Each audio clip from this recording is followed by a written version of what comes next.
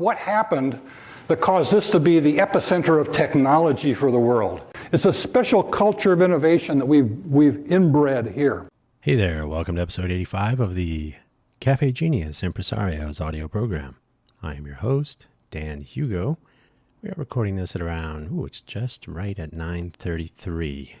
I don't know what that means. 9 equals 3 times 3. 9:33 in the morning on this Friday, 11 of October, 2024. It's a lovely day in Vegas. I think I think summer is finally coming to an end in a few more days. So look for another hot day today. According to my little weather report here, it's 84 degrees wherever, somewhere in Vegas. 84 degrees at 9:30 in the morning. Must be autumn. Today's episode, we will be talking about, we being me, myself, and I, of course, the next Vegas. What is Vegas going to become? Hollywood 2.0, the next Silicon Valley, the next medical research epicenter, continuing nuclear weapons research, perhaps? Vegas as the next Vegas. Hopefully, wherever you have found this audio program, you're able to find the episode description. In it, there will be show notes with a summary that I will read. I'll read the summary just because it kind of gets the show going in it. It's what you will find in the episode description, hopefully. As well, there are many links for today's episode. Several videos that are very interesting about some history, a couple of Wikipedia, at least one, I think one Wikipedia page, some news reports, a book, and a YouTube video clip that I will only describe slightly because you should watch it. It's short. And it's from a movie that everybody likes. The Cafe Genius Impresarios audio program is mostly focused on the entrepreneurial ecosystem, better known as the entrepreneurial innovation ecosystem of the greater Vegas area. Cafe Genius itself was formed as a project of my own company, Really Cool Technologies, LLC, to pursue those endeavors, learning more about, taking some actions to elevate and improve the entrepreneurial innovation ecosystem. This formed as a kind of a container for the pitch workout room, which is an idea I proposed in January of 2022 to encourage people with ideas to get off the couch, stand up, and start talking. Once you start talking about your idea, you can get feedback and the ball begins to roll. So we rolled that out January of 2022 at Tech Alley. Tech Alley, not my favorite event, but it is what it is. So the Impresarios audio program is about the people and the infrastructure and the ecosystem and whatnot. But the impresarios themselves are the people who are making things happen, entrepreneurial, innovative, and otherwise. One of these days we'll have guests again. I've been speaking to some people about possibly making a format or possibly introducing video. Maybe the format could be live chat with interactive chat. These seem to be popular nowadays and problematic, but we'll see.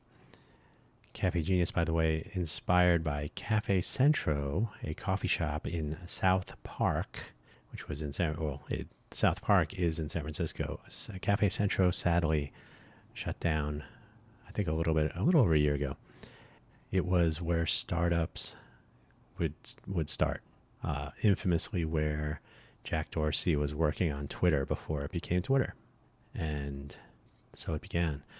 I have been to Cafe Centro a couple of times. It was a cute little coffee shop, very unassuming, and yet so important.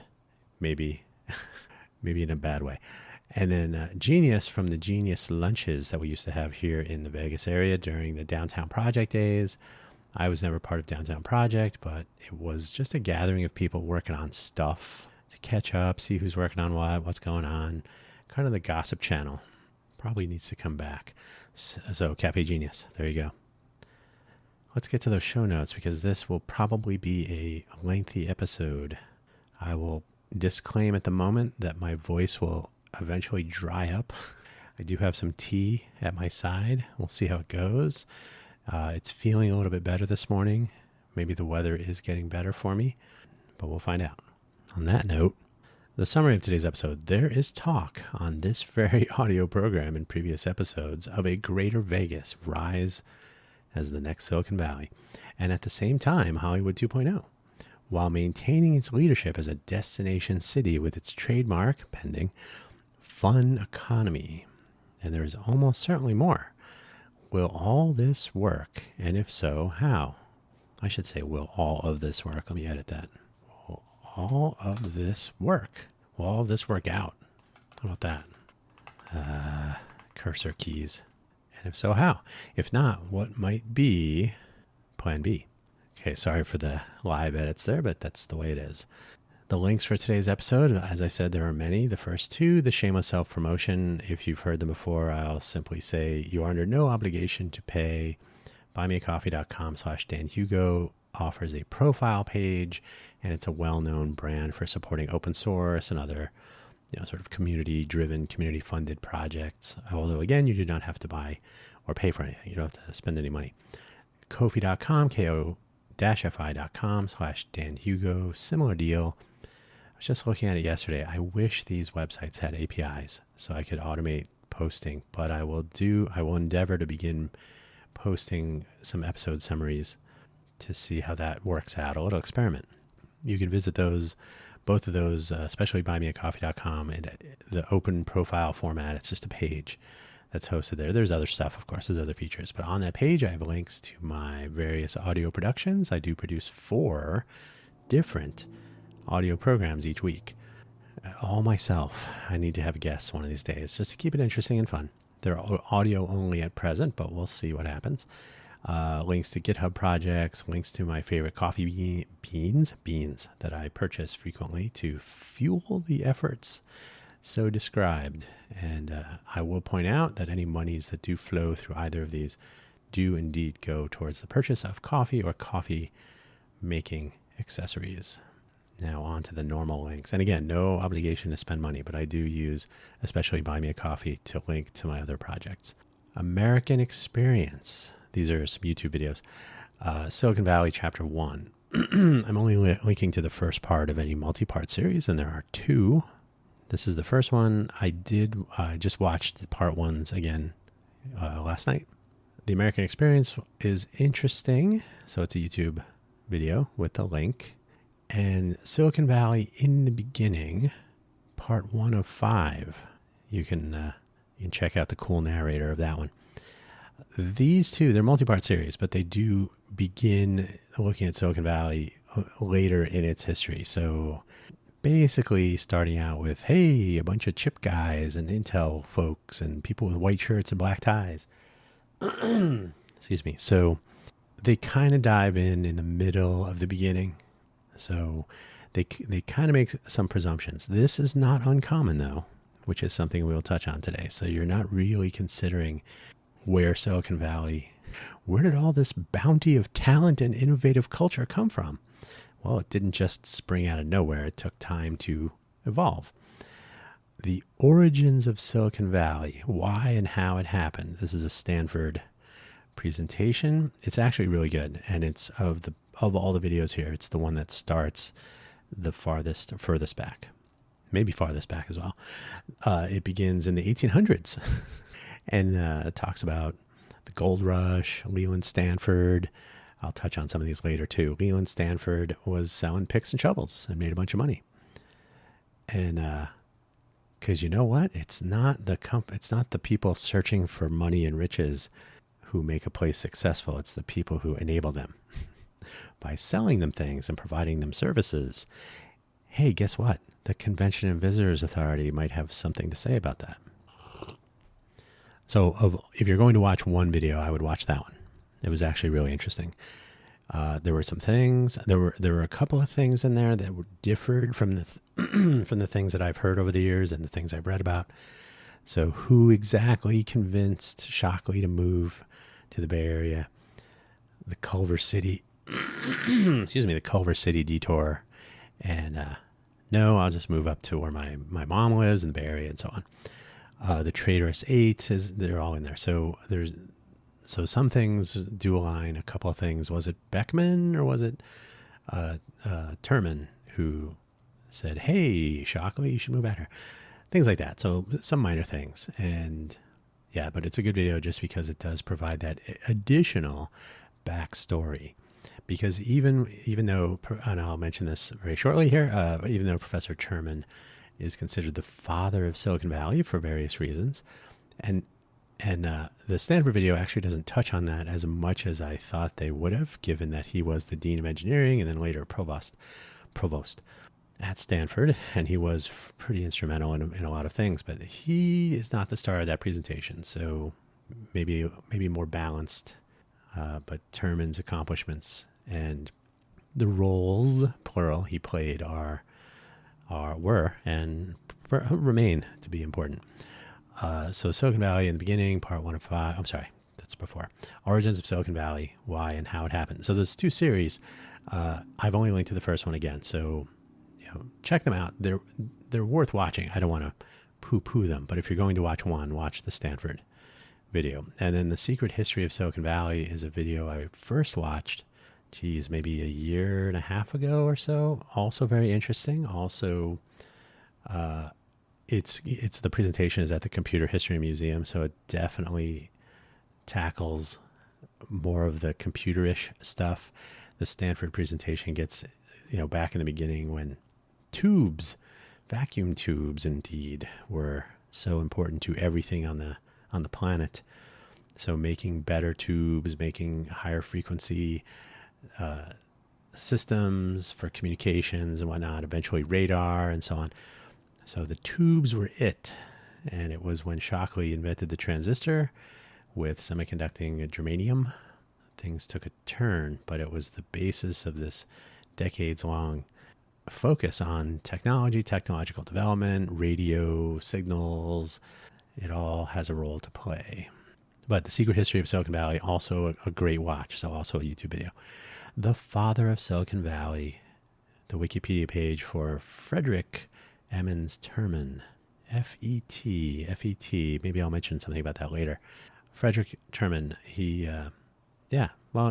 you'll hear about some of his history in that Stanford presentation. Like I said, it doesn't overly focus on him, but there's some stuff about his youth and his interest in radio, and he would eventually do some cool stuff with radar and radio technologies in general during World War II, and then headed back west and brought with him some military contract interest, funding, and so on. So yeah, catch any of or all of those videos and video series. Worth a watch if you are curious. By the way, so often people will think we're going to be the next Silicon Valley, and they look at basically 1993 when the recession from Bush 41 ended and Clinton took over. I'm going to touch on all these things.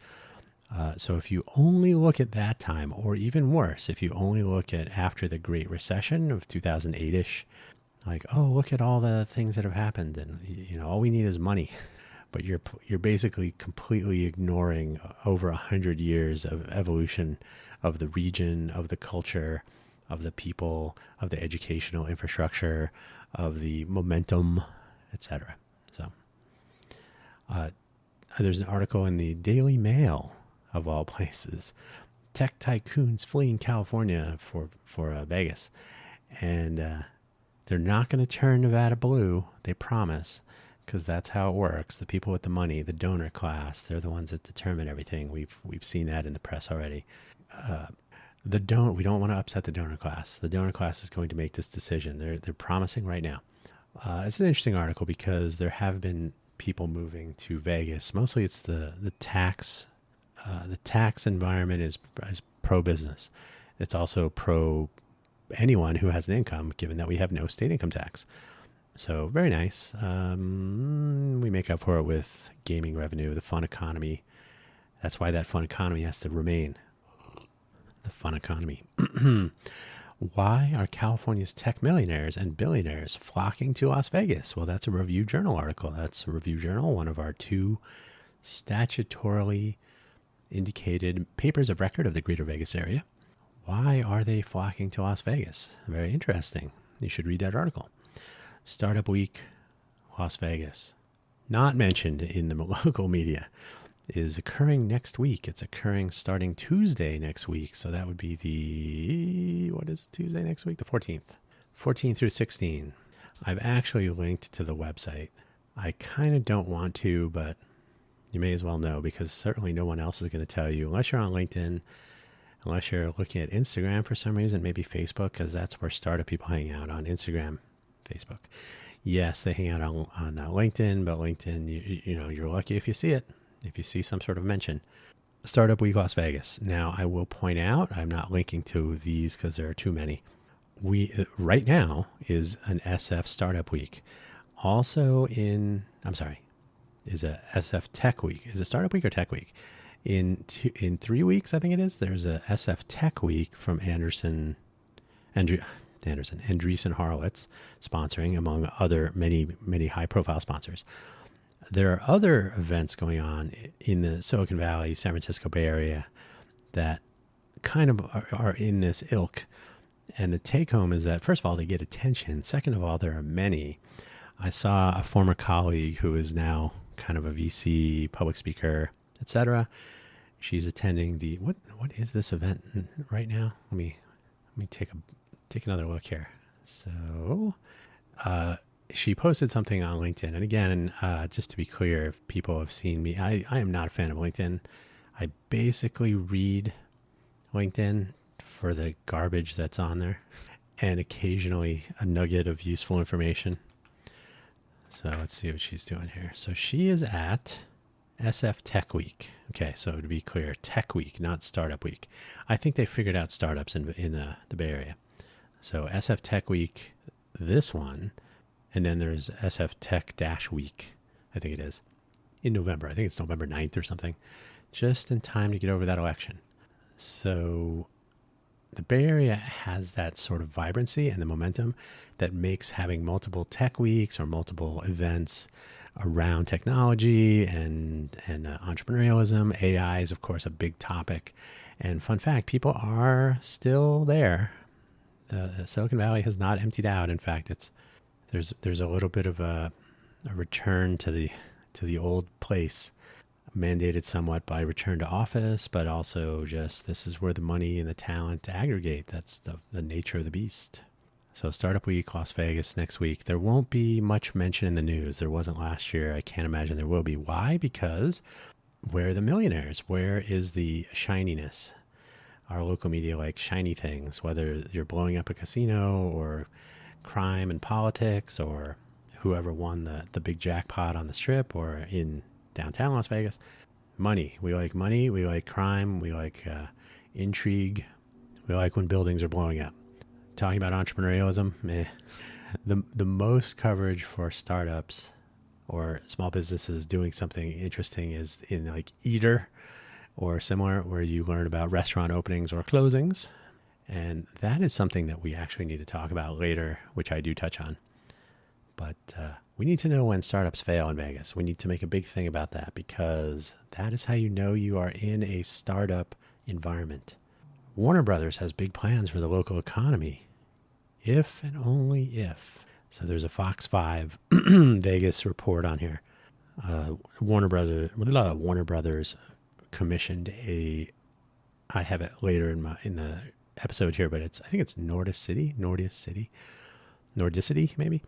I'll mention that later, but they commissioned a study to indicate what the job growth and economic contribution would be for a Warner Brothers studio deployment here in the greater Vegas area. They would be collaborating with UNLV on their studio plans at the tech park, I guess, and maybe other stuff. You can flip to that article. I did not read the Nordicity report. I visited their website, got the gist, and I'll comment on that later. I will read that report. We'll probably talk about that another time with more focus, because I am not savvy in the exciting world of movie and television production. I'm just not. So if we want to talk about tech, I did spend from 1993 to 2001, 2005 to 2013 in Silicon Valley, working for a number of companies, a lot of hardware, one.com, etc. So been there, done that. Started a few things, worked for people on their startups. So co-founder, early sort of employee number 2, 3, whatever. Yeah. There's a book I just finished called Lost in Austin. It's by Alex Hannaford. It details, I believe it starts in 1999 when he first visits Austin, and it travels through time as he experiences life in Austin, as he watches it change. I think it was 1999. It might have been, yeah, I think it was 99, because he speaks of things that other people told him about the later 90s. I will I will mention that one of my roommates slash, I guess, suite mate friends, colleagues from college, we'll call him Bill, was from Texas. He went back to Texas after we graduated in California and pursued a graduate degree at the University of Texas at Austin. I visited him in Austin, I think 2 or 3 times. So my experience in Austin is mostly personal. I had never visited there as it being the next Silicon Valley. I've never been to South by Southwest. These are details that are mentioned in the book, which we'll touch on later towards the end of this episode. It was a good read. I did get the book specific, and it literally just came out like a week ago. It's an interesting read because they detail things like the tech moving in and the change in the character of the city, and severe gentrification in some cases, some problems with access to water, of all things. So just from what I was hearing about before the book came out and before I commenced reading it, was that a lot of things sounded familiar. And finally, a video that you should check out. It's I will simply say it is half of the headpiece and the wrong staff height. I'll explain what that means later. So you have heard all of this before, if we can get started, because it's going to be a while. I talk about this stuff a lot, especially over the last 2 years, because I find it fascinating and potentially destructive. The miscalculation of how to alter an economy at county scale, where there is already a thriving economy of sorts.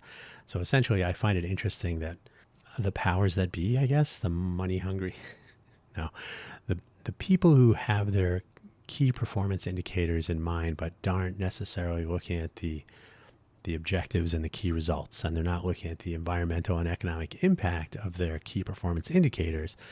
So if you look at things like, we want to have so many startups that generate so much revenue, we want to have so many, quote, software engineers, because that's all that matters.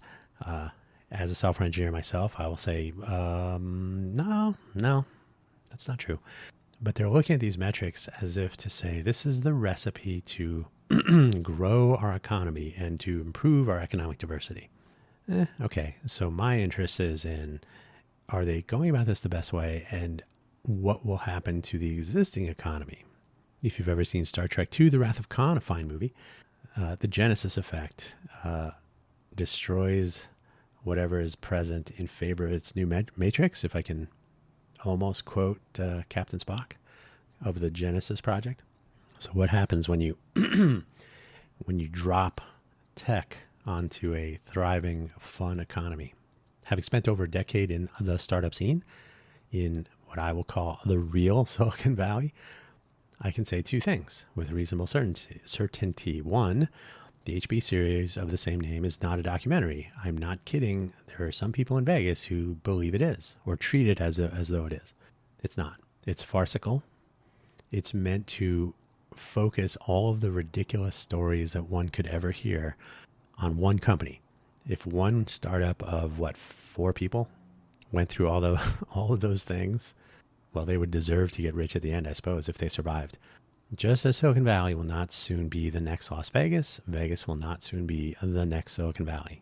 And I'm saying that from the perspective of the historical evolution of the place that we call Silicon Valley in relation to its place in the sort of innovation scape. You can't just magically sprinkle cash over a city and turn it into that, is my assertion. There seems to be a lot of talk lately, but talk is relatively easy, so let us talk about history for a moment and consider a future that might come of it. See what I did there? So talk is cheap, and that's what we're doing right now. I'm going to have more tea. So yeah, history. The main problem I will point out with the current thinking, something I have pointed out before, and I will again, is that the history of Silicon Valley did not start in the 21st century. It did not start in 1993 with the end of the recession when Al Gore invented the internets. And by the way, when I moved to Silicon Valley in July. And really, it did not begin in 1944 or so when Frederick Emmons Terman became the Dean of Engineering at Stanford. By the way, his initials FET, also field effect transistor. The Stanford video in the list of links goes all the way back into the 1800s. Leland Stanford making money selling picks and shovels in the California Gold Rush, as I mentioned. He also gets involved in the Central Pacific Railroad, obviously starts a little school in... there's a Jerry Seinfeld joke about LaGuardia Airport, so we'll say, hey, Leland Stanford, where are you going to open your new school? In Stanford.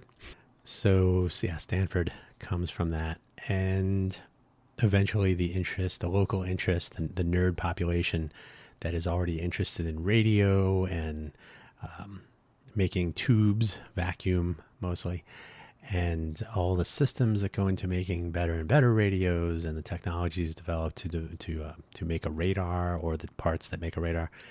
This would be instrumental during World War II and, of course, made very tricky to sell into marketplaces, national security and all. But Silicon Valley did play an early role in some of the technologies that would eventually, that would clear a very clear path for the migration from tubes to transistors. Thank you, Shockley. The videos are fascinating and a good start to your journey if you are learning about the origins of Silicon Valley and how it evolved to become what it is today, which is not great, to be honest. As I think I said, there are people moving to Vegas. I'm sorry, they're moving to Vegas, but they're also moving to Silicon Valley because there has been a call, now that AI is here, to pursue the ever more exciting cutting edge.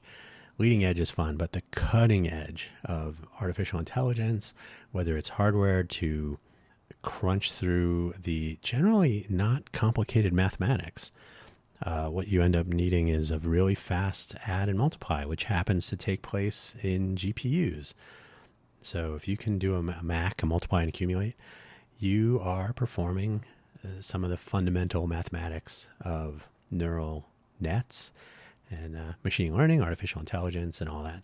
So then it's a question of arranging them and feeding them with data, ever more data, and so on. So if there's still an interest in moving to Silicon Valley to pursue these things, and apparently there is, then Silicon Valley will remain. There's really no need to replace it. So now you have to think about how you're going to supplement Silicon Valley. So they are fascinating. You should check them out. So to be completely clear, also, the origins of Silicon Valley are not found in 2008, like I said, 1993, or even 1944. I left out a T. They are found in an agricultural valley with merchants making money on gold speculators and a completely different gamble than cropped up here in Vegas.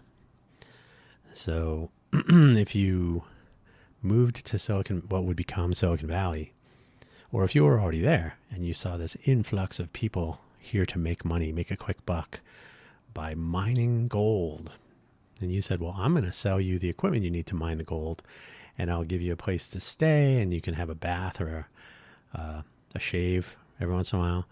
Your business becomes sustainable so long as these weirdos are here to speculate on gold and to find nuggets and to argue over claims and to battle it out over strikes and so on, gold strikes. So yeah, you were in the business of enabling that burst of economy. Now, the gold rush did not necessarily remain, but the mercantile instinct, the ability to grab onto a trend and make it efficient, make money from it, and so on, maybe that stuck around. But it's a completely different gamble going to Vegas for your gold, going to California in the gold rush. I wonder if it was in 1849. I guess they should name a football team after that. The emergence of innovation culture. This is something I talk about a lot. You have heard me say this countless times. Hey, I think I just pointed that out. And I even refer to our entrepreneurial ecosystem as our entrepreneurial innovation ecosystem to give the necessary culture of innovation its due. The culture of innovation is critical. And in fact, if you listen In fact, if I edited it in,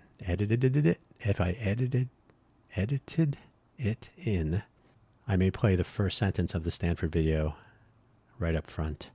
Innovation culture, culture of innovation. These are not trivial. One cannot simply drop culture onto a place and have it sprout and thrive. If you have not yet given it a look, there is the opening line. Yeah, I already wrote that out. Innovation culture does not spring up from the ground. It does not fall from the sky, and it most definitely does not appear by sprinkling capital over an area. I really should read ahead. Can it be imported? Maybe. Can it be learned? Possible. If schools turn from teaching an employment pool, a pool of people who will be employees, and I have a presentation that I watched from somewhere in the last 3 or 4 years, wherein the educators, the infrastructure of education in the Southern Nevada area is focused on building a workforce of employees. Okay, that's okay, but you have to realize that you're not training a workforce of entrepreneurs. You're not training people to think outside the box. We need to teach entrepreneurialism in some form, and I will continue to suggest that it begins at around age 12. That exact age per person could vary, but if you have 7th graders that are not already being told how to chart their own course, how to take an idea and run with it, how to build something from nothing, how to collaborate with others, and if you look at some of the history of Silicon Valley, you will know for a fact that collaboration is important. It's valuable. It's part of the culture of innovation. So if the talent pool is deep and swirling, if we all spend our time pondering ideas, not waiting to be told what to do, maybe a culture of innovation will emerge over time, and we can cultivate that. As is intimated in the videos, and as was the case when I was there myself, a substantial part of what enabled the innovation of Silicon Valley, hey, look, I should read ahead. It's almost like I wrote this myself, was the exchange of ideas, or at least notions, if there were NDAs involved. So you couldn't exchange specifics, but you could have a chat between colleagues, friends, former and future coworkers. That's always important, and eventual co-founders. So if you were able to have an environment where conversations and nerding out, if you like, were kind of commonplace.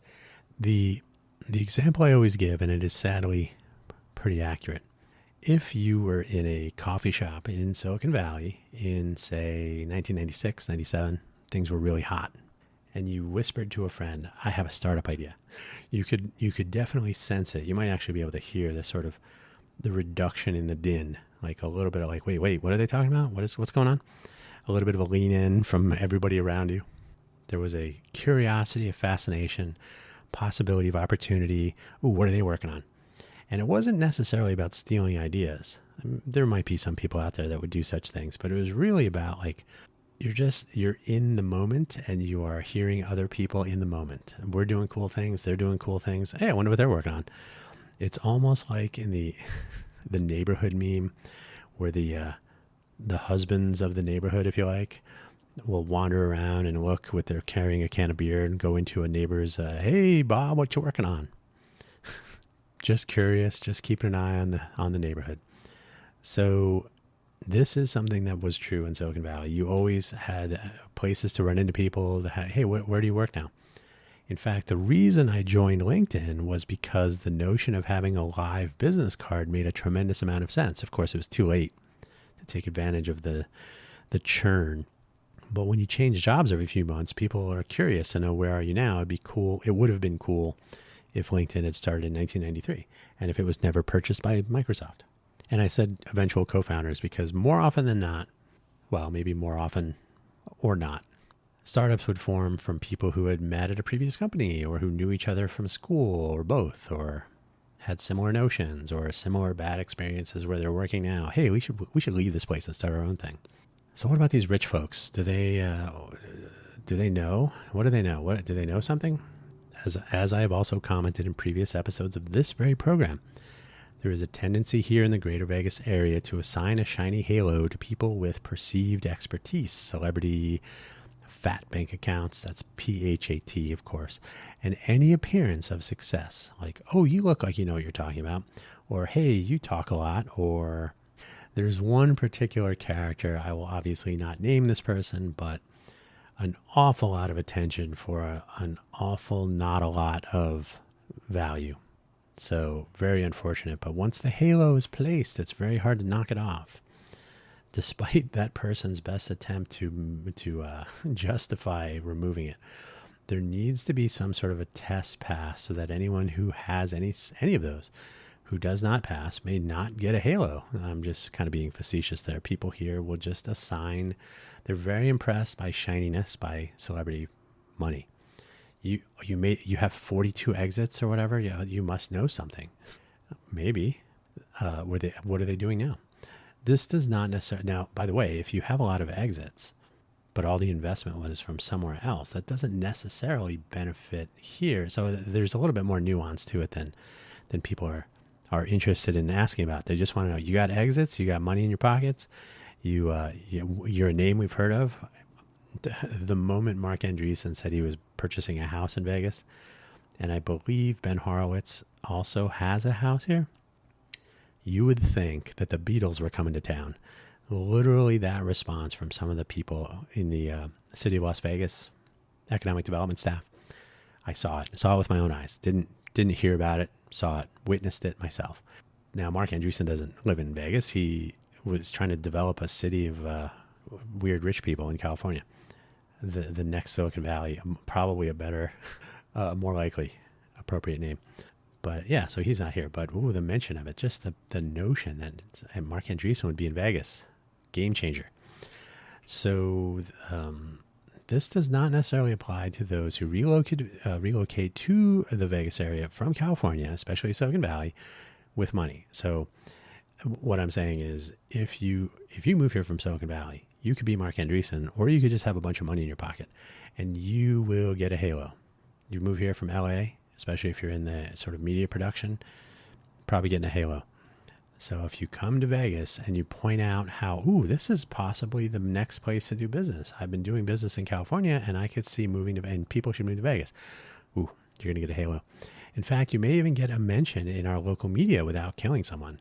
If you have those, if you have money and celebrity, or you've come from California, especially Silicon Valley, and you get the halo. You just get it. And but what do you really know? And I hate to sound mean, but come on. Halos gravitate towards one another, and they attract minions. We started seeing this early on at the Startup Vegas level up events.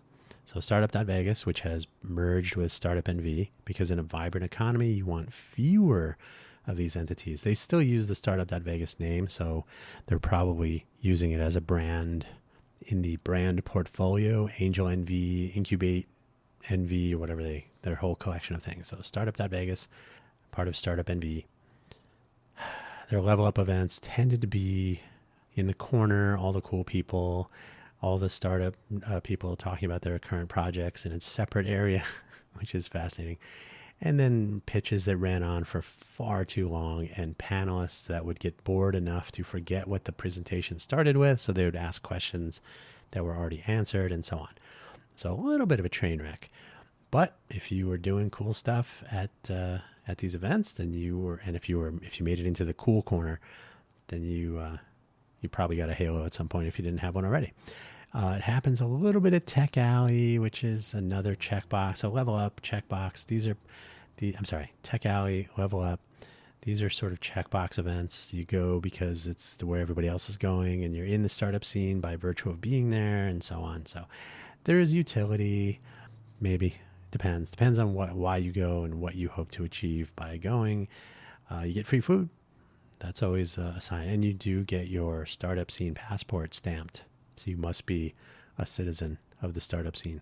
And now we have events like Vegas Tech Summit, which is mentioned in the Review Journal article, with high dollar tickets, I want to say $1,000, enabling you to hang out with the movers and shakers, even if they're not actually living in or doing business in Vegas.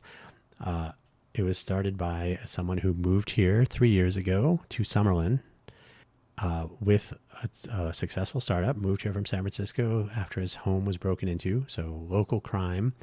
So definitely moving to Vegas, you're going to see no crime at all. He started this Vegas Tech Summit 3 years ago, and it's apparently just at his home. You drop $1,000 and you get to hang out with the cool people. I don't know what comes of this. I'm certainly not spending $1,000. I kind of have a good idea already. What you're going to end up with is people with money saying, how can we make the most of what Vegas can offer us? So I'm a little bit troubled by it, but not much, because I think reality will set in.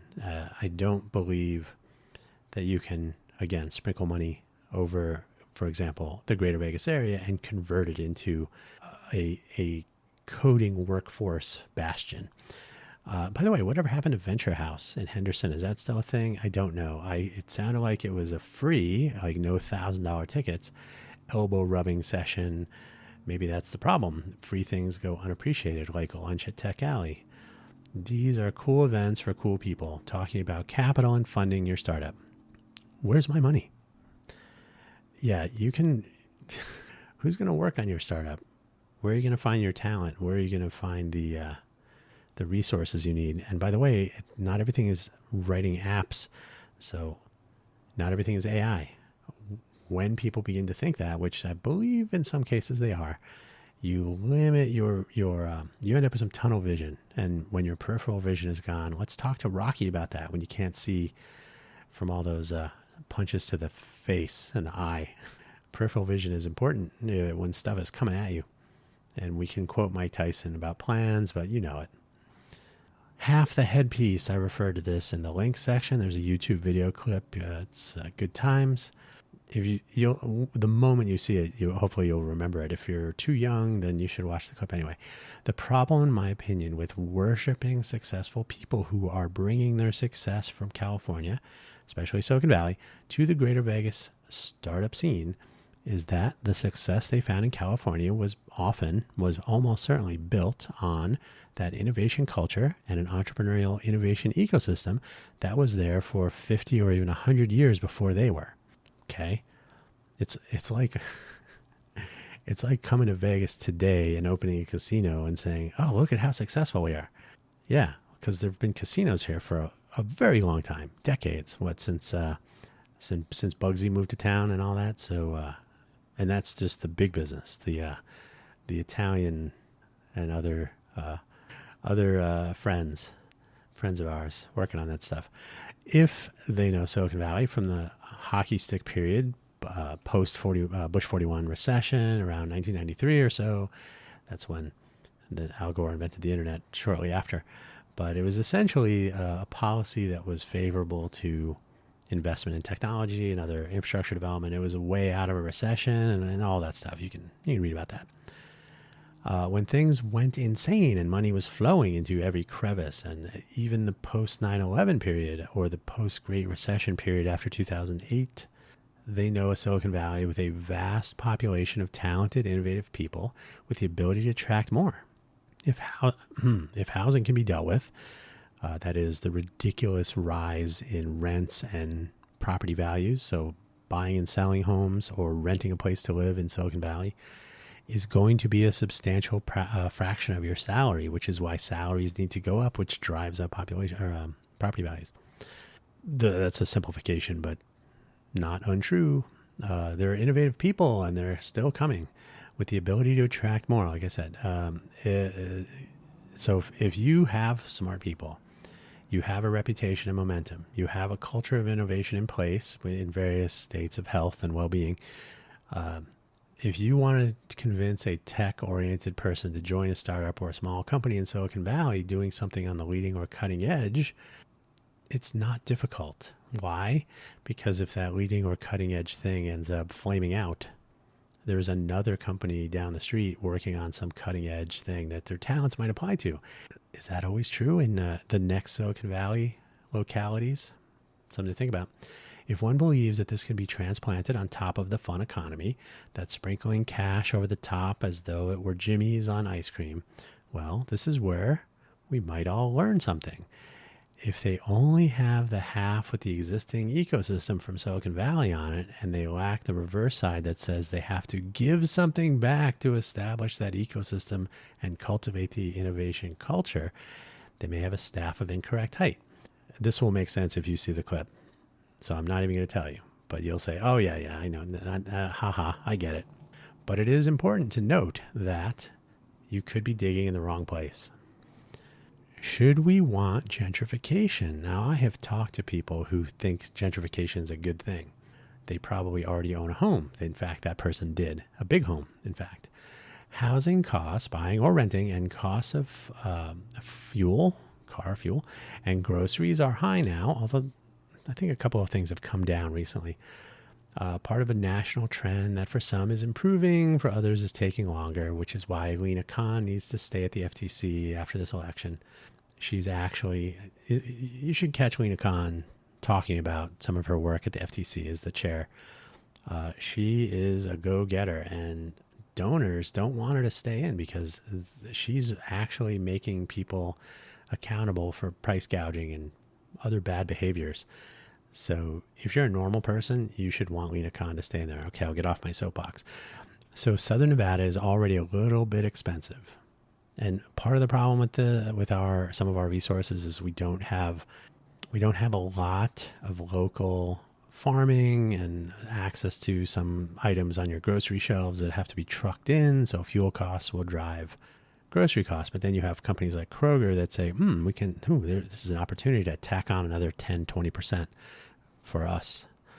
And that has already been determined. That's part of Lena Khan's effort. Of course, this area experienced increases in rents and whatnot. It's 25 to 40% is the numbers I picked up somewhere when I actually looked into this during the pandemic. So prices went up temporarily, maybe. They didn't really come down, so not so temporarily, but they didn't stay up at those levels.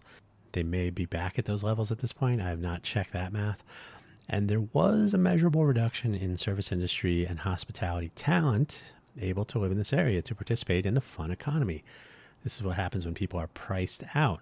This happened rampantly in Silicon Valley, especially with, I'll get to this later, but people who need to work in an area because they are integral to the area existing, but who cannot afford to live in that area, are no longer able to call the area that they look after their home. So they must move far away, and that does something. Silicon Valley saw a slow increase in property values over time, for different definitions of slow, but certainly not like post-93. Up until the dot-com boom, at which time property values and housing prices took a hint from salaries and big investment wins, exciting growth in the upward direction. So once you're making a ton of money, you can buy a bigger house. And once everybody starts doing that, the bigger houses become more and more expensive. And that means, now we got to look at smaller houses. Everything's getting more expensive. We got to pay people more. Now they can afford to pay more rent. It's a vicious circle of sorts. Rents drive salaries, driving rents. Everybody wins unless you are not in the tech sector, or you're not a homeowner, or you rent out. If you don't rent out your home, then maybe you're not capitalizing on the full potential. Or of course, you could sell your home and move to Vegas. For those not in the by the way, this was a good time when people were moving to Phoenix and buying homes for cash. I don't know what the rate of empty spec purchases is in Vegas, where I got a ton of money from selling my house in California. I'll buy some properties and rent them out. And then they just forget about that last part. I read something this week that there are twice as many empty homes as there are people homeless in the United States, across the country. For those not in the tech sector, think public safety, teachers, service industry, hospitality, and so on. It may be necessary to move farther and farther away from the gentrified areas for affordable housing, which was available for a time in the Bay Area. People would move to Gilroy, Hollister, Newark, Livermore. The North Bay was not really viable unless you went way up there. So your commute would be ridiculous. But you'd keep moving further and further out, farther and farther out, to find affordable housing, to maybe even to consider purchasing a home. And then your commute becomes insanity. Now, I don't think the Clark County housing situation would be a good fit for that. Once you get beyond, well, I live in not in the city of North Las Vegas. I live in the north part of the city of Las Vegas. Try saying that 3 times fast. If you go north of where I am about 5 miles, you're in the desert. The next thing you're going to get to is Tonopah, which is a ways. Unless you're in the military, then you might have some options. Sure, we can continue building homes all day and all night. And as long as there's water for people to drink, hopefully somebody's counting those milliliters. So yeah, gentrification, it's something that people think is a good thing if you're in the few, if you're in the property owning class. It's kind of like the donor class. Should we want startups? Of course. And the greater Vegas area already has a general startup scene. To believe that there is the startup scene is kind of disingenuous. People have been starting their own businesses here for a very long time. The food and beverage industry, hospitality, service industry in general, people have started things here all the time. Like I said, there's actually a strong awareness of restaurants opening and closing, bars opening and closing, a new resort coming to town, a new resort opening new restaurants and bars within it, a resort that has been around for a long time being demolished for no good reason.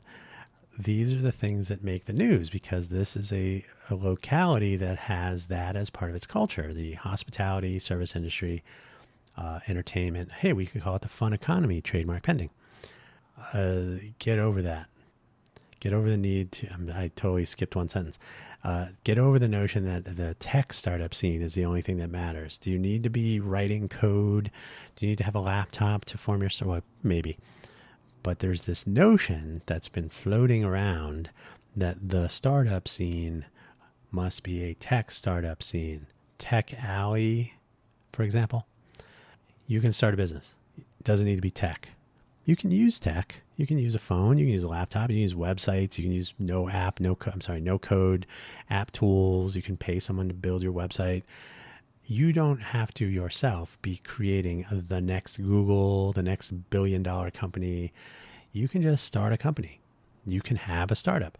Some of the challenges are very similar. Some of them are extremely different. If you're going to start the next, let's pick something dumb like Let's Rollo. If you're going to pick the next Let's Rollo company to start, you got to consider what's already out there. What tech do we need? What talent pool can we draw from? Who's going to build the site? Who's going to build the app? What kind of, how are we going to differentiate our product? When you think about it, though, if you want to open a restaurant in Vegas, sure, restaurants are there are many options. So adding another option isn't necessarily a bad thing. Where's your location? The 3 most important things: location, location, location. What's the demographic of your foot traffic? How much foot traffic could you get? Are there competitors in the walking distance for the foot traffic? Are you gonna, there are all kinds of, there's similar considerations. What do we need? What do we have? Where are we going to be? Who's going to use it? Who's going to come through the door? They're very similar questions. There's similar concerns. So to think that the tech startup scene is the only thing that matters is disingenuous and basically wrong. Diminishing those efforts because their startup is not making use of React Native and AI is ridiculous. As I wrote, so I may as well say it. Southern Nevada aligns with the national rate of small businesses without employees. I talked about this in a previous episode, just above 80%. I think it's like 82%. I think it's Southern Nevada because I wouldn't have looked at the whole state. So I think it's Southern Nevada, but either way, we're right around the national. These are businesses with no employees. So arguably all small businesses. Could you have $1 billion business with one person and no employees? Sure. This could mean contractors or consultants you outsource to other companies, or maybe just a solo business. Maybe you just do your own consultancy. Maybe you're creative and you do logo designs, or whatever it is. I'm not classifying or trying to rank anything. You have a solo business. You don't need employees. You're sustainable. These are not awful things by any stretch. What if these small businesses could grow and hire 1 or 2 people? What if startups become an economic driver for the population as it is now? And by the way, that is a thing. Startups, small businesses are economic drivers for economies. This is how it works. What if there was some job creation from those, the 80 or 82% of small businesses that don't have employees? More people in the startup and small, medium-sized business, SMB space, more opportunity for that would be a good thing. So yeah, we already have a representative fraction that matches the national of people that don't employ employees. So what if growth could take place in this existing startup environment, small business, I should say. Well, they could be startups or small business. I would argue, for example, I'm a solo, I have a consultancy, right? Really Cool Technologies, LLC, me. So I do what I do. I'm also a solo entrepreneur in some respects with a couple of the projects I'm working on, but also trying to bring in and cultivate a innovation culture with the Innovate for Vegas Foundation, right there in the name. These are not employees, they're civic volunteers, but as we develop the initiatives that we're pursuing, there could be additional, say, companies or entities that could employ people. And the people that would be employed would be, ideally, the volunteers that already built the stuff, right? And Innovate for Vegas is not focused on merely technology, but on all aspects of community elevation with ideation and innovation and implementation, of course. So it could be software, it could be hardware, it could be words, videos, it could be a number of things. Innovation takes many forms. Startups need to fail. Even more important, startups need to face departures and competition from their own. What does this possibly mean? This makes better startups. And while it may be a pain to see your employees walk out or to see your employees say, we're going to start our own competitor to what you're doing, then you have to worry about non-compete and non-disclosure and theft of IP in general is no fun. And sometimes it can be expensive. But this is the evolution of a startup ecosystem and how it becomes viable. The Trader S8 is something I've referred to before. It's when the 8 people departed Shockley Semiconductors. It was Shockley Semiconductors? I believe so. But they left. Shockley was known to be a horrible person. There were probably some specifics that would kind of soften that a little bit. He wasn't like an evil person, but difficult to work for, difficult to work with. I mean, who isn't really when you come right down to it? If you have strong opinions about your ideas and you're a smart person, you may find it difficult to communicate those things. I myself have that problem from time to time. Like, am I speaking the same language as you are when I describe this? It's just a question of whether you get over that, or if 8 people that are essential for the success of your company depart, form Fairchild Semiconductor, and then the Fair Children, as they're often called, come from that, including Intel and other successful companies. Robert Noyce, Gordon Moore, others. Is it Gordon Moore? Am I getting that right? It's in the video. Watch that. I always mix up all their names. The Robert Noyce building was the building we were based in when I was working at Intel most recently. And Moore's Law, of course. But the first names, I think it's Gordon Moore. Anyway, it's an evolution of the ecosystem, though. You have to depart and build something new. This is how you build competition, which makes for better startups, which makes for better companies, which makes for better outcomes, not only for customers and products and innovation, but investors. Investors need to lose a little bit when a company flails or risk losing a little bit, but also have opportunities for the best talent, the best ideas to see a path forward, a little autophagy, perhaps. You got to let the dead cells die, right? You got to get out from under bad management, poor implementation, the inability to pivot, and so on. So the evolution of a startup ecosystem includes failure and intrigue, castle intrigue of sorts, perhaps you could say. If there is one token startup in each vertical, like, hey, we're doing the fill in the blank, right? We do the this, we do the that. And it's just like the consolidation of the accelerator / enabling whatever that we have here in Vegas. Now, to be fair, there is the UNLV Scarlet program, which I just saw something mentioned. There's Zero Labs, which focuses on hospitality and gaming innovation, which goes hand in hand with what Blackfire was formed to do. There's the Generator National Accelerator entity that has been operating in Southern Nevada, and I'm not exactly sure if they're completely viable here.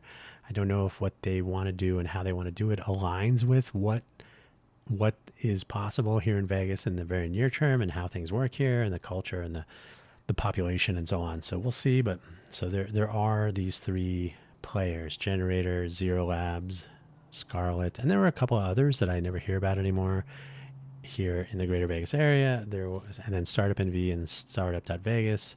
They were kind of doing different things, but there's now that consolidation. So I would not say that we have a vibrant VC or accelerator or incubator. You know, Techstars is coming in to do the LV Startup Week next week. Why does it require Techstars? Because we don't have something like Techstars here. We don't even have that mindset here. We have people who want to have that mindset. We have at least one Techstars alum with a startup operating in the greater Vegas area. These are all great things. Do you hang your hat on that? Once again, token startup in a particular vertical, you need to have 10, 50 that are kind of competing. They're kind of coopetition. Like, hey, we can be each other's customers for some things, but we're competing on other things. This is how a healthy innovation economy works, or how it could work.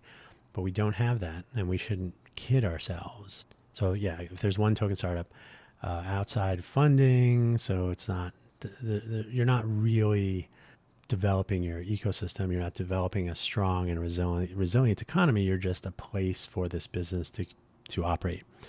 And there's nowhere to go otherwise. So what if your employees are unhappy? What if they've moved here to work at your startup or your small business, your satellite office, or you move the home office to Vegas?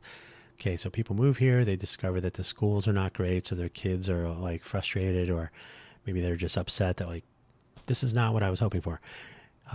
Put them in private school. Now I need more money, or my cost of living has gone up, so I need a bigger salary. Okay, well, you're not going to get one. Well, I got to leave.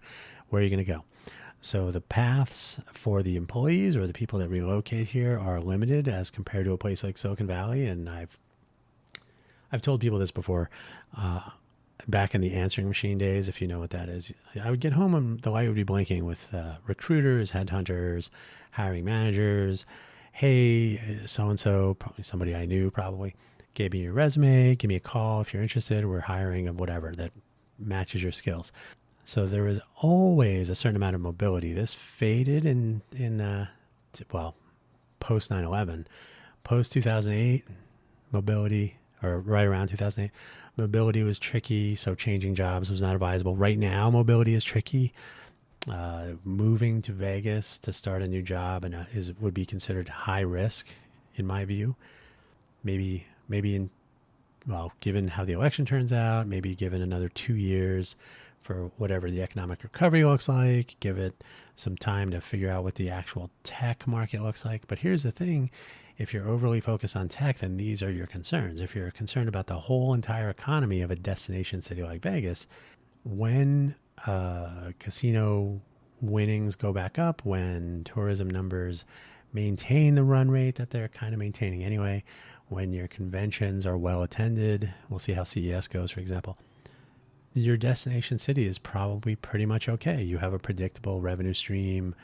You have events like Formula One that will wreak havoc for small local businesses, but which will generally have a population of visitors for that event, and which will benefit some people that already have money with more money and so on.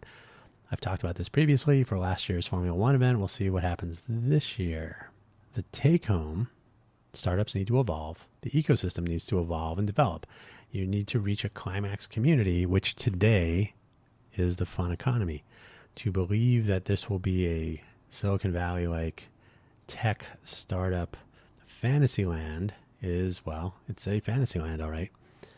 So yeah, what about these companies that land here ready to go with the funding, and I'm just going to move my startup or my company here.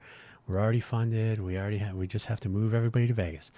What happens if they don't work out, if they don't evolve, or if they do evolve and the employees have nowhere to go next. It's something I think that almost like robots will do your job for you. Well, then what am I going to do? Don't worry about that. Oof, there's a lot more. What about Hollywood 2.0? I do have that one article in there. The next Silicon Valley and Hollywood 2.0 are nice ideas. They are ideas posited by people or companies, investors, with a lot of money and a strong desire to move it to a new place and to make use of tax policies which save them money. I know not so much about the LA economy, even less about the movie and television production industry, but it should be noted that the claims that Warner Brothers is making are based on a study by Nordicity. I'm going to say Nordicity. Nordicity. There's a link to their site in the Fox News article, Fox 10, our local Fox affiliate. And as it happens, Nordicity does this sort of study and evaluation for the creative and entertainment industry. So this is their wheelhouse to look at how Warner Brothers will affect you in your town, city, county, if they decide to move into your mailing address. I am not suggesting that there is something nefarious going on here explicitly, but I would ask questions about bias or motivated reasoning in the data collected, analysis methods, and what was presented, and most important, what was left out of this study.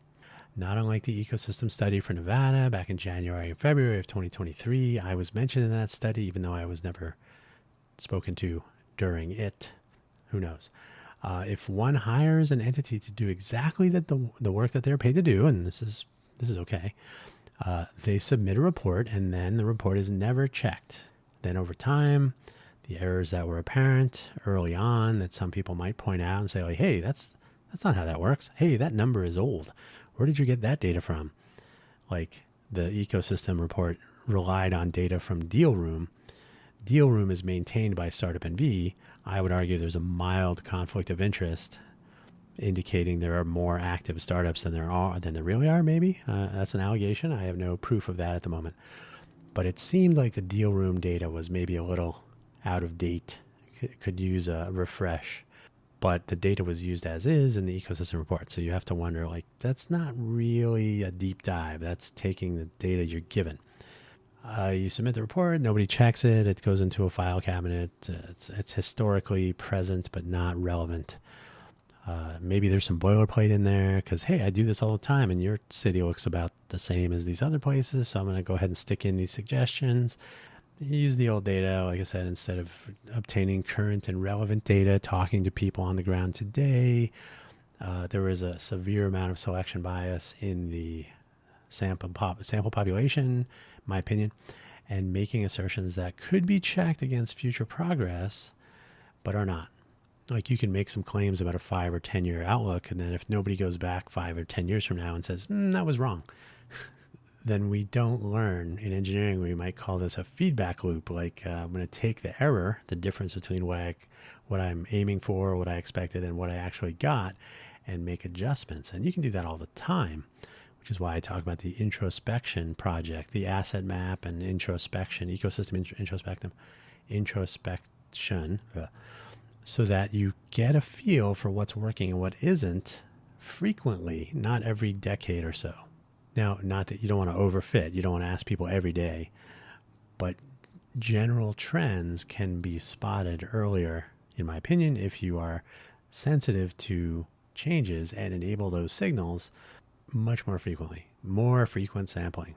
There is shiny optimistic report suggesting everything will be great. They're filed away, does nothing. Then 5 or 10 years from now, who knows? Problems may arise. They may. There are just theories to ponder. I'm not accusing anyone of anyone. I'm not even really alleging anything. I'm just pointing out that these should be taken seriously, and I don't think they always are. I think they're checkbox items. Oh, there's a study. Everything looks good. The person or entity that did the study seems credible. This is what they do. Let's vote on it. And then you get the Formula One scenario from 2023, which cost small businesses millions. There was really no regard for some of the environmental and economic impact. They were looking at the stars with dollar signs in their eyes. So what happens next? This is the second to last section in the notes that I have prepared for today's episode, but it is pretty long. But hang on, we're almost there. So what happens next? If you do take the time to watch any of the videos or video miniseries in the links, you should take home a couple of key points. These are my observations. In fact, almost all of my observations are colored by the fact that I was actually in Silicon Valley. I was actually part of what was going on there. Probably like you, I was part of what was going on there, but didn't walk out with my, billions of dollars and private jets and everybody thinking I could do no wrong. I'm just a normal engineer who has ideas and pursues them and so on. Organic culture of innovation, growth, and cultivation thanks to early days of radio and radio-related technology development. Thus, there was a large pool of nerds already there. Even if they went to school and work elsewhere, they often returned. So that's the first thing you should notice is that, especially that Stanford story, there were people that they were just there, or they returned, etc.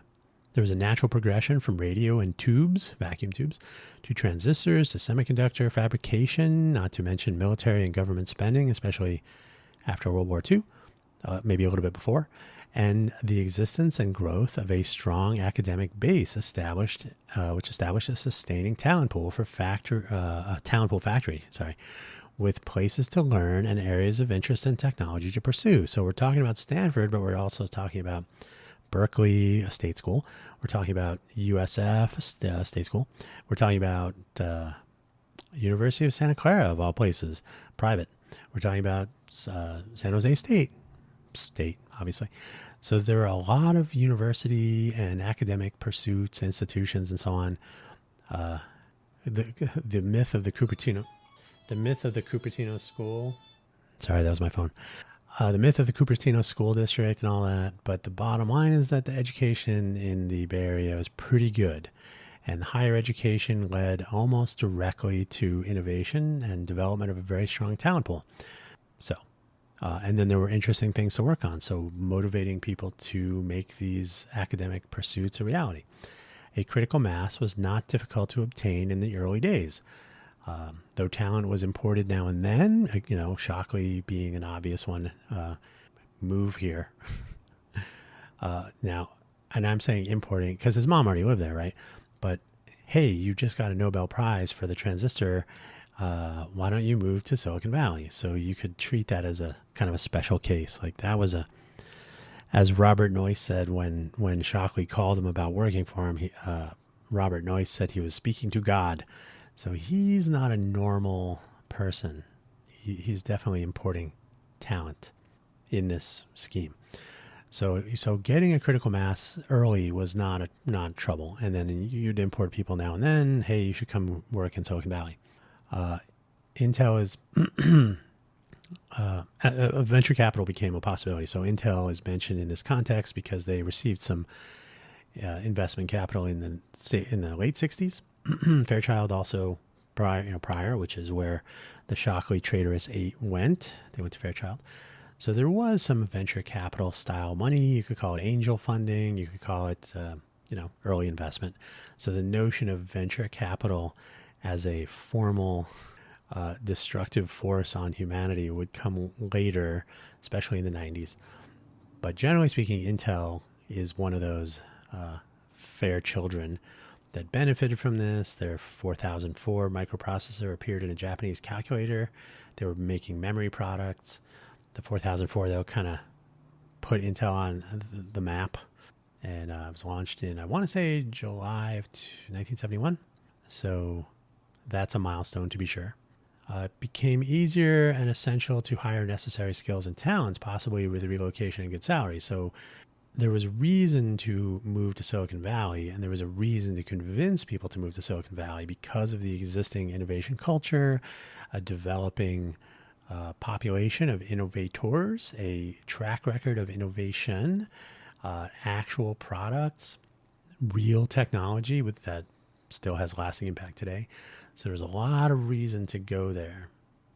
everything came together with the new Clinton administration, Al Gore inventing the internet. So I've mentioned these things. And as a critical mass of talent and established companies, I was literally working at Apple in Q4 of 1993 and for most of 1994. So kind of there at the beginning at a company that was already fairly well known.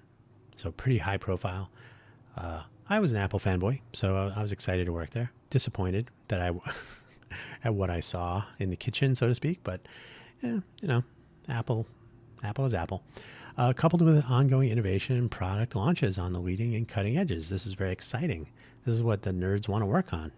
Trust me, I know. It made venture capital so much easier to obtain, and so it began. If I dump a ton of money into 100 ideas and 10 of them work, but they return all of my money to me, then I will just do that.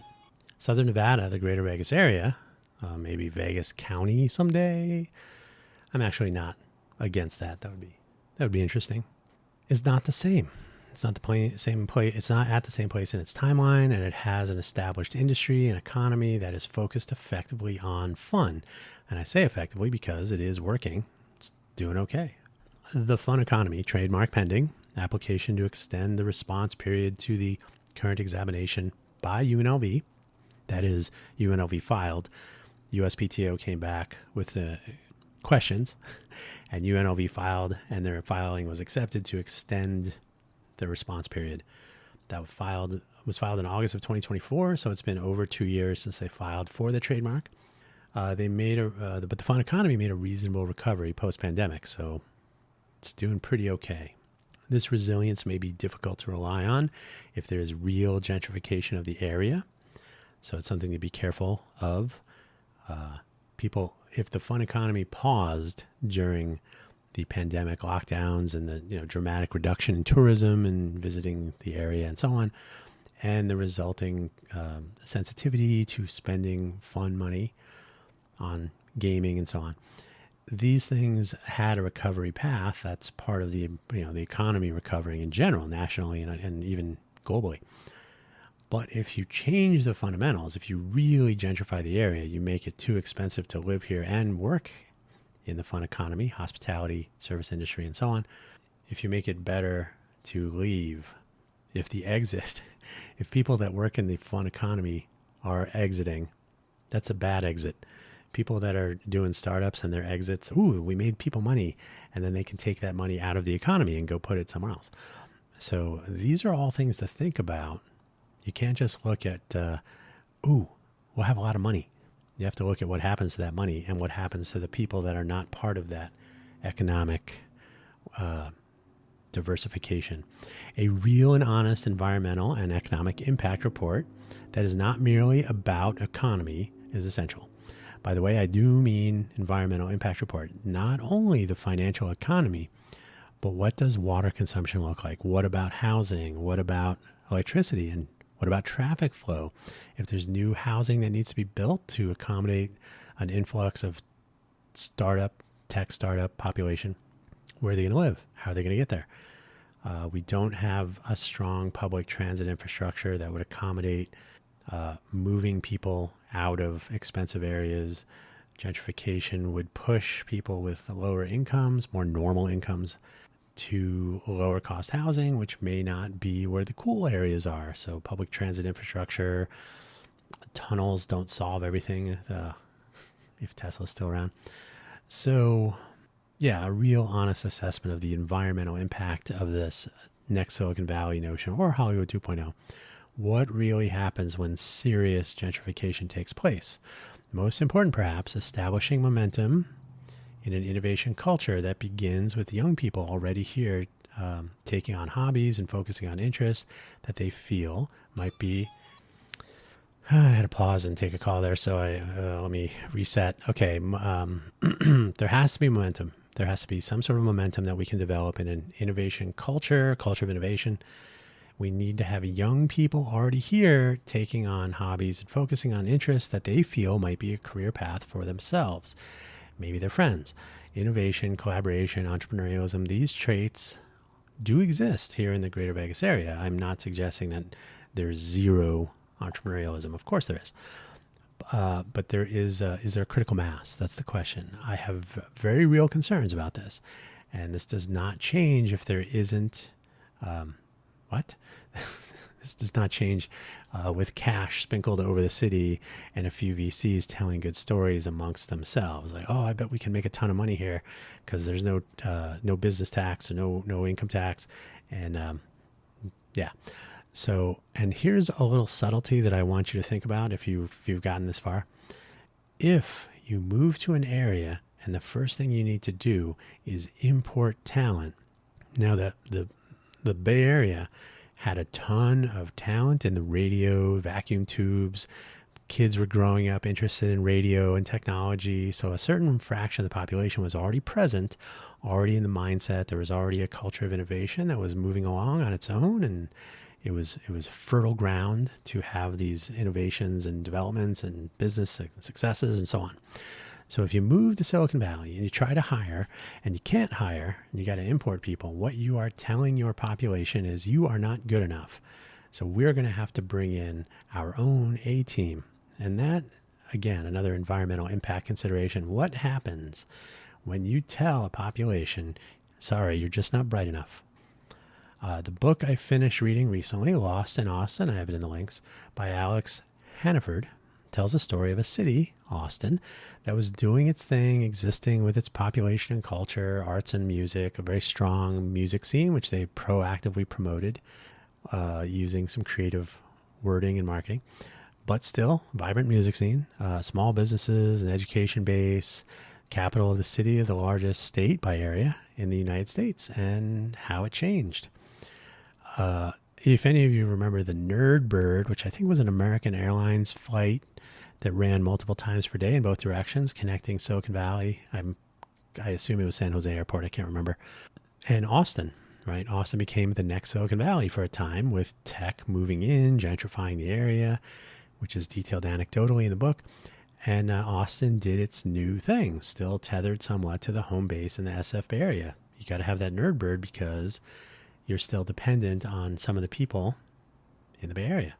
South by Southwest seemed like a great idea, and early on it was very kind of grassroots, music scene, creative, hanging out. And maybe it is still for some. I know some people love to go there because they remember the old days.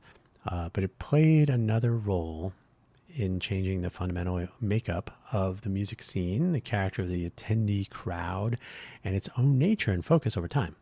So as South by Southwest, and you could probably say the same of Burning Man, I've been to neither, so I'm only going on anecdotes, that they've changed their character over time, and very often because they're popular, people with money will go, and that will change the shape, that will change the tone. It becomes a little bit of I'm going to fly my private jet into the area and so on. You can look at private jet traffic into and out of Burning Man, South by Southwest, even probably CES or something, who knows. The take home though is that as a place becomes gentrified, as it becomes morphed into this tech hub notion, the underlying character of the place changes. It is gentrified. It is altered.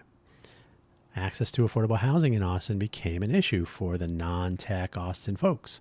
Access to drinking water became a challenge over time. There was just more people, less water. We already hear about the Texas infrastructure on the whole, electricity problems in winter and so on. How much tech can thrive if the power goes off now and then? By the way, Silicon Valley had the same problem with power. And it may still. One reason chip fabs, silicon fabrication facilities cannot operate there reliably. This was announced a very long time ago, so nothing new. While Austin and the greater Vegas area were not so similar, each has a notion that dropping infrastructure and cash on an area can turn that area into the next Silicon Valley. We can look at the Phoenix metropolitan area and its chip fabs, Utah with its thriving Silicon Slopes, and one chip fab, that's more than zero. Oregon, Washington, Oregon has chip fabs, thanks Intel, and sneakers, thanks Nike. Washington has Microsoft and what's that one company? Amazon, that's right. and a few places to the east, and we can wonder how Las Vegas will avoid the Austin path. Frankly, I think we're on it. So we'll see. I myself stopped participating. This is the end. This is the final section, I promise. We're almost there. I myself stopped participating in the so-called startup scene.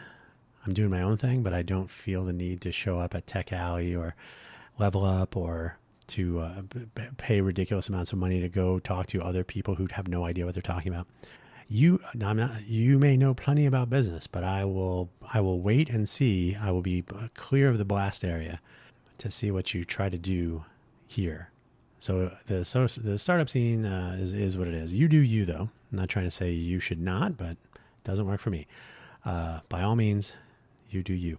I believe it is a mistake to try to become another place, to try to duplicate their outcomes without understanding their local evolution and what was required to reach the modern day. It's kind of like saying, oh, we're going to be the Uber of Lyft. So there's some utility in comparing your notion to an existing successful undertaking. But at some point you have to say, well, wait, but what are you really doing? Are you the Uber of this, or what are you doing for this? Like, what does it mean to be the Uber of? What does it mean to be the next Silicon Valley or Hollywood 2.0? What does that actually entail? And what does it cost? If it is important, it is important to note that while Silicon Valley and the Bay Area are ridiculously expensive and problematic in a variety of ways, these make the news frequently about some of the alleged changes to how some laws are enforced and the criminality of some things and homelessness and behaviors of some people. And there's a myriad of issues with a state with that population. Is it 40 million or something? I think is it 40 million? Okay, let's take a quick internet jaunt. We want to see California population 2024. Oh yeah, allegedly 2024 population estimated 39.1 million. So if you think about it, the tourism rates, the run rate for this year and the rate from last year, right around 40 million people visiting Southern Nevada, the greater Vegas area, per year.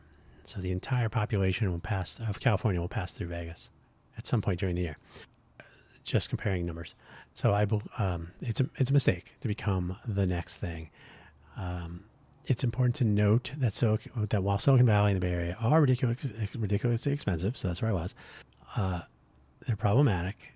They are still where the innovators and money are flowing to. That is, people are moving to Silicon Valley, or money is flowing into Silicon Valley. It is where the leading and cutting edges still are. I think it's cultural, even though there are massive problems. I think the money is one of those things that people figure, we'll just throw more. We'll deal with, okay, you got to move into a home and you need $25 million to live in this. Okay, just as long as you make me $50 million. It's a fact. We'll see where it goes over time. I've said it many times before, and I'll say it many times more. Rather than being the next Silicon Valley or Hollywood 2.0, we in the greater Vegas area, whether you're an entrepreneur doing the sort of things that I'm doing, or whether you're starting any kind of a business, or whether you're working for someone else in a small or medium-sized business, or you're, whatever it is you're doing, we can focus on being a better Vegas, a greater Vegas, if you like, enabling tech and media production companies and startups and whatnot without losing sight of and possibly crushing the economy that has taken many decades to evolve. Maybe this is why there's no chant that the Silicon Valley become the next Las Vegas.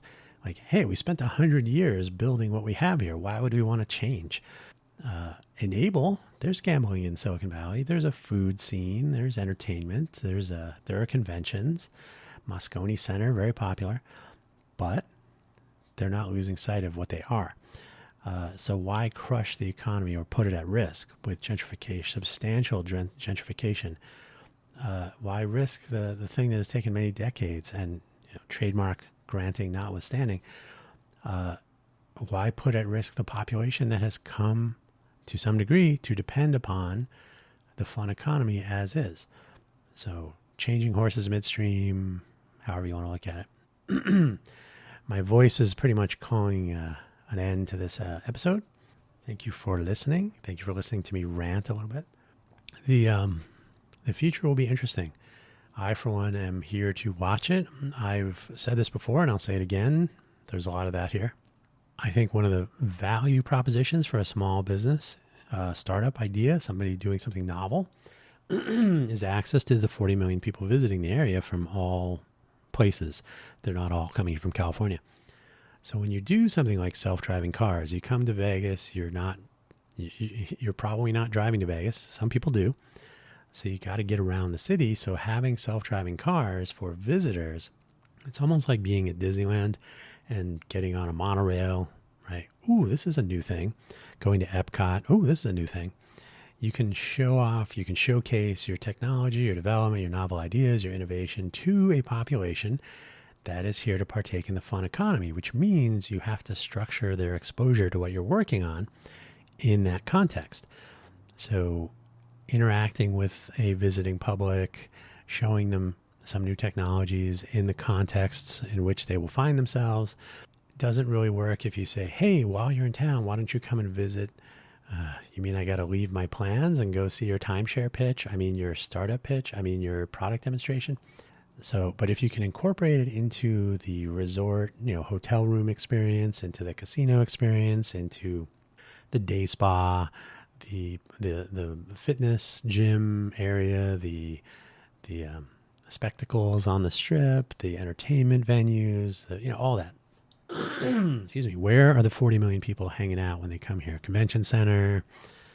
There's all manner of possibility when it comes to exposing visitors to this area to new ideas. So I'm all for that. I think that should be a major focus. If you're thinking moving your startup here to save money on the taxes and to gentrify the place and to take advantage of the vibrant startup scene, if that's your goal, then you really are sort of parasitic, in my opinion. You may not view it that way, but this will all remain to be seen. So we're about to find out over the next 5 years. I think it'll be 10, but we'll see what happens. In the meantime, I'm still focused on the startup efforts I've talked about. I'll continue to talk about those things. I probably won't focus on this type of topic as a solo presentation performance for a while, because I think it's run its course for the time being. We'll have to see where things unfold in the coming years. I will talk about Formula One for 2024 and see if they learned anything and see what comes of it. In the meantime, I'm entrepreneurial and innovative myself, and I hope you are too. Thanks for listening. Don't forget to check out buymeacoffee.com/DanHugo and Ko-fi.com, ko-fi.com/DanHugo for links and more information and which coffee beans I spend my money on, and you're under no obligation to spend any of yours. Thank you for listening all this time. And I got 1 hour and 39 minutes, 30 seconds. We're going to truncate some silence, see how far we can get it back down towards an hour and a half. But thanks for listening. If you ever want to be a guest, by the way, I'll talk about this again with a guest. But on that note, I will wish you well. Take care.